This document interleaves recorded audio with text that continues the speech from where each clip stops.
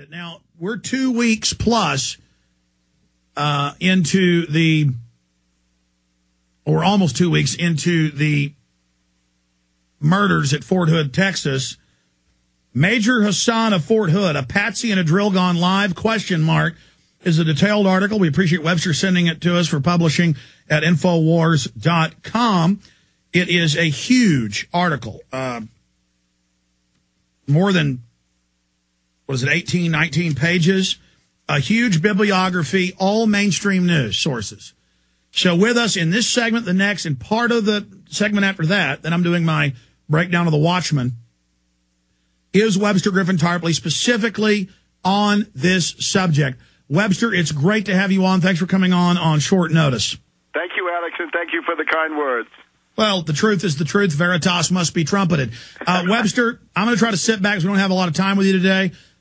Go through your article, break it down, maybe first explain them. Well, you know how to explain it, but I would imagine it'd be good if you explained how Patsy's dupes, drills are used over and over again. We see the same fingerprints completely. I mean, really overdone here. And your basic breakdown on what you believe really happened at Fort Hood and then why they did it. Webster Tarpley. Thank you, Alex. You've already said the most important premise, I guess, which is there's a method to these things. And once you know the method, you can recognize them, I think, relatively easily.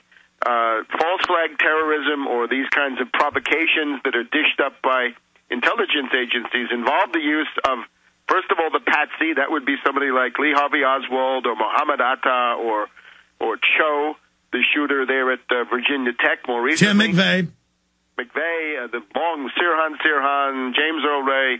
These are the Patsies. These are the fall guys, and they're going to be demonized based on the group they represent or the political view they represent. But generally, you look at these people, they're low-grade subjects. They often don't know what's going on around them. Sometimes they're psychotics, they're fanatics, they're dupes, they're drugged, they're brainwashed. You have to look a bit They're further. always screwed up ding-dongs. Yes, right.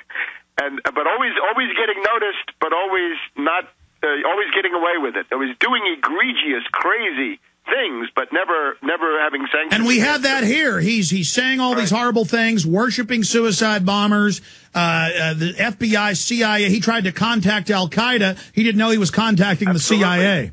He's a soldier of Allah. He wants to get people put on trial for war crimes. But you have to look deeper. The mole, right? Inside the government, there's a private network. It's not a government network. I call it a Wall Street network. Call it a rogue network. It's an Anglo-American intelligence network, and this has its own separate agenda, and they try to make sure that the Patsies don't get rounded up. Until the event occurs, the mole wants to make sure that the Patsy is left free, because otherwise you can't blame him if he's So in that's jail. evidence one, that as usual, like 9/11, like McVeigh, like Sirhan, like Lee Harvey Oswald, they always protect the minion. Until it happens, and then of course they round them up right away, because then they've got to come up with a scapegoat. And then of course we have the technicians, the people that you don't see, who actually have the physical, technical capability of bringing about the events, the people who wired the buildings for controlled demolition, or who really did the shooting there in Dealey Plaza in Dallas way back when. So you've got to look at it from this point of view. And the other thing that you've said, extremely important, the drills.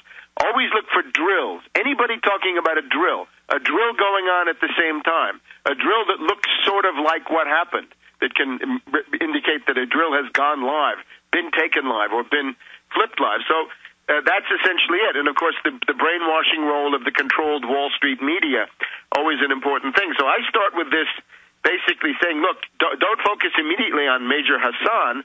Focus on the fact that we have multiple eyewitnesses at Fort Hood who give interviews to ABC and CBS and the Miami Herald and the Austin TV, and they all say, we thought we were in a drill. Now, that's just a subjective impression, but it means that these are experienced combat soldiers, many of them, and they've been through this before, that the military is always doing drills, right? They do the red team and the blue team. They drill everything that they would normally do in combat operations or whatever it is. And in this case, you want to know why Hasan might have gone to this event with a gun. He may have known what he was doing. He may have gone with criminal intent. But then again, he may have been just a psychotic Patsy dupe who walked into what he thought was a drill. You can look at the 9/11 hijackers. Most of them thought they were going to be actors in a drill, and they were in a drill until the drill went live. And I think, that's been confirmed. Confirmed they were trained at U.S. bases on. That's admitted, folks. Go ahead. And then, of course, we've got this 25-plus drills operations that were completed just before 9/11, ongoing the morning of the 9/11 is the majority of them, or in the advanced stages of planning. So the other thing then is to look for these strange anomalies and contradictions. For example, the news reports during the entire afternoon of this Fort Hood tragedy, which is, of course, a tragic event, we were told there were 3 shooters, that there was 1 killed, and there were 2 others in custody. And this is the kind of stuff that comes out at the beginning, right? You've always got to go and get screenshots of what happens very early on, because after a while this stuff gets expunged and people forget about it because the media is focusing on Hasan. But we were told that there were 2 other shooters. Where are they? We were told that there were 2 shooting incidents, one at this readiness center, but another one at this place called the House Theater, which is a theater on the Army post. But now the other 2 shooters have disappeared from the narrative as of about 10 o'clock that evening. And we're told that he was killed for 6 hours. Right. That's the other thing about Patsy's, of course, is they always do things that are physically impossible. And I guess the ultimate of physical impossibility is to come back from the dead. But we find now that Lieutenant General Cohn, the base commander, had pronounced Hasan dead, but then brought him back to life in that same press conference at about 9 or 10 o'clock in the evening of the day of the shooting. So all of this makes us extremely suspicious. And then, of course, we can look at Hasan and look at his profile. Does he fulfill this feature of the Patsy that he's got to get noticed? He's got to be egregious.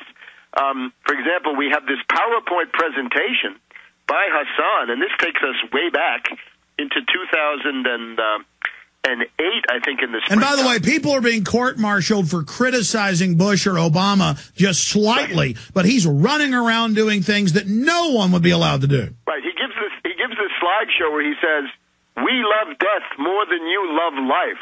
All right. This is ID format Al-Qaeda speak. This is what U.S. intelligence thinks comes out of the mouth of Al-Qaeda. And, of course, remember, Al-Qaeda is this CIA Arab Legion, a group of patsies, a group of terrorists and so forth, but run by the Anglo-American intelligence. But we see Hasan getting away with all kinds of crazy, outrageous things. He apparently, now the latest news is that he has business cards saying that he's a soldier of Allah. He wants to get other soldiers court-martialed based on what they've told him in his psychiatric interviews. And the way they would set this guy up, one of many, was tell him, "Oh, you're undercover looking for extremists. Oh, you're again, we've seen this in the past." Yes, he maybe thought he was a double agent, but of course he's got to be a double agent who's not that smart. And indeed, among his supervisors, and this is all right down the road here, between the Bethesda complex, where you have the National Institutes of Health and the National Uniformed Services and notice he comes out of the same Blacksburg University that the other shooter was produced out of. Right, Cho. He's got the Cho pedigree. The thing about Hasan that's interesting is, up to now, Islamic fundamentalist terrorists, so-called, come in groups. They have a communitarian, social aspect to them.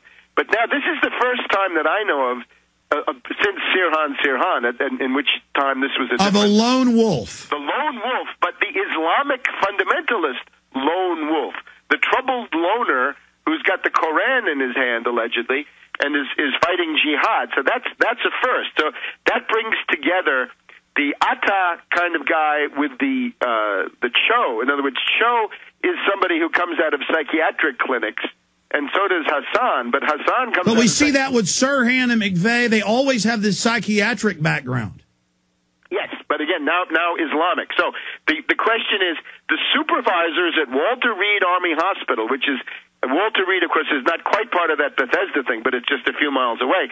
They have a meeting where they ask, is Major Hasan a psychotic? And, of course, the answer to that is yes.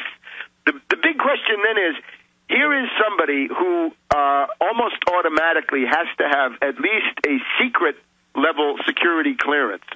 Any Army officer, according to what I've been able to find, has to have at least a security clearance of secret. He may have had more. He may have had top secret. He may have had, key and code, cosmic, NATO level, whatever.